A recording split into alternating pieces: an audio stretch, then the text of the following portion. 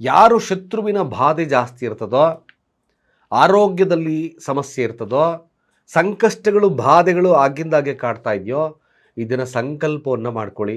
ಕನಗಲ ಪುಷ್ಪಗಳಿಂದ ಹಾರವನ್ನು ಮಾಡಿ ಕನಗಲ ಹೂವು ಕಟ್ತಕ್ಕಂಥದ್ದು ನೀವು ನೋಡಿದ್ದೀರ.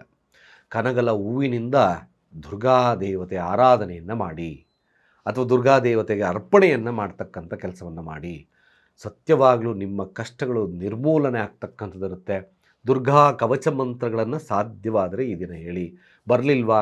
ಓಂ ರೀಂ ಧುಂ ದುರ್ಗಾಯೈ ನಮಃ ಮಂತ್ರಗಳನ್ನು 108 ಬಾರಿ ಸಂಕಲ್ಪ ಸಹಿತವಾಗಿ ದುರ್ಗಾ ದೇವಸ್ಥಾನ, ದುರ್ಗಾ ತತ್ವ ಇರ್ತಕ್ಕಂಥ ದೇವಸ್ಥಾನಗಳಲ್ಲಿ ನೀವು ಅರ್ಪಣೆಯನ್ನು ಮಾಡಿ ನಿಮ್ಮ ಸಂಕಲ್ಪ ಸಹಿತವಾಗಿ ಈ ಮಂತ್ರವನ್ನು ಹೇಳಿ. ಸತ್ಯವಾಗಲೂ ನಿಮಗೆ ಶುಭ ಆಗ್ತದೆ.